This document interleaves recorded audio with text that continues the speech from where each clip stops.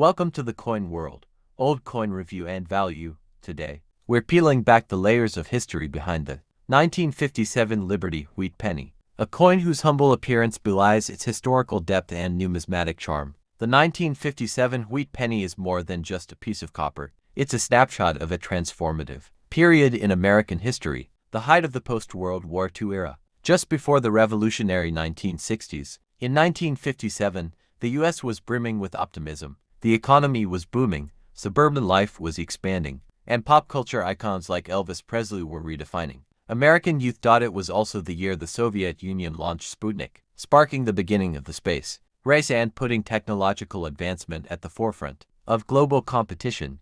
Amid this backdrop of innovation and cultural change, the U.S. Mint continued to strike the traditional Wheat Penny, a series that had been in circulation since 1909. The 1957 Wheat Penny is officially known as the Lincoln Cent. It carries the bust of Abraham Lincoln on the obverse, making it the first U.S. coin to honor a real person.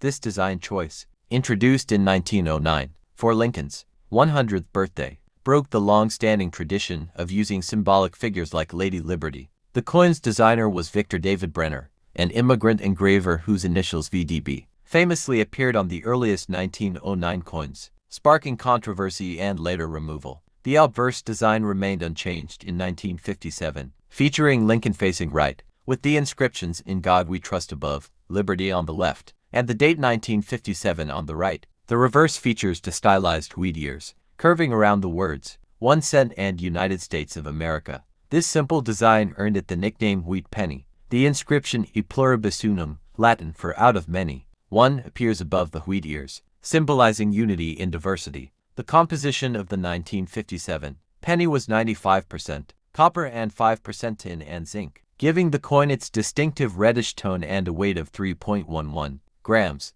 The U.S. Mint produced the 1957 Wheat Penny at two locations: Philadelphia No Mint Mark and Denver Mark D. Over 282 million coins were minted in Philadelphia, and over 1.05 billion in Denver, making the 1957 variant significantly more common. Despite these massive numbers, collectors still cherish the 1957 penny, particularly in uncirculated or error-struck conditions. The Denver Mint mark appears just below the date on the coin's obverse, often closely examined by collectors searching for repunched or misaligned markings. Although many 1957 pennies were released into circulation, some survived in mint rolls and bank bags, untouched by commerce and preserved in brilliant condition. These coins are classified by grading services like PCGS or NGC, ranging from MS60 mint state to MS67 plus red, with top-graded examples commanding high auction prices. The term red in coin grading refers to the original, while 1957 DDOs are less dramatic than earlier years like 1955. Any doubled element increases the coin's rarity and market value. Off-center strikes, where the design is not properly aligned with the coin blank, are another prized variation. Some off-center 1957 pennies can sell for hundreds. There are also die cracks, cuds, and strike-through errors, all results of stress or debris in the minting process, creating unique and often valuable coins. But even standard coins in exceptional condition have significant collector interest due to the coin's historical context. The 1957 Wheat Penny represents the end of an era.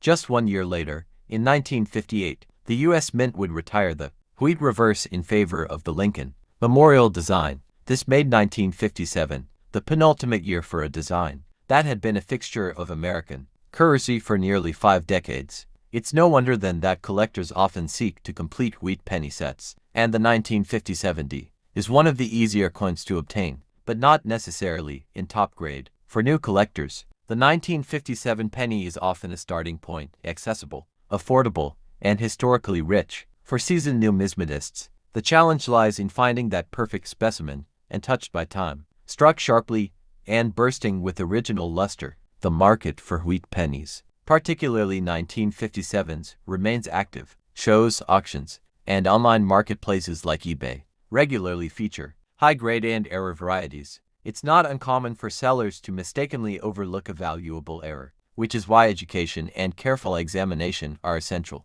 In the coin world, tools like a jeweler's loupe or USB microscope can reveal small imperfections or errors invisible to the naked eye. sometimes turning a 2-cent coin into a $200 find. Beyond monetary value, coins like the 1957 wheat penny connect us to a different time, to pocket change that might have passed through the hands of 1950s Americans buying milkshakes, jukebox tunes, or comic books. These coins circulated widely for decades, some still showing up in coin jars, couch cushions, or inherited collections. Their durability, thanks to copper's resistance to corrosion, means many have survived in surprisingly good shape, even after 60-plus years. Because of the copper composition, 1957 pennies are sometimes hoarded for their metal content, though melting U.S. pennies remains illegal under federal law. Educationally, the 1957 penny is a great example for teaching kids about history, design, metallurgy, economics, and attention to detail. And let's not forget the joy of the hunt. Searching through rolls or collections and discovering a rare variation is a thrill that every coin collector cherishes. Whether it's for hobby, history, or investment, the 1957 Liberty Wheat penny offers something for everyone in the numismatic community. Thank you for watching. Like, share, and subscribe to the Coins World.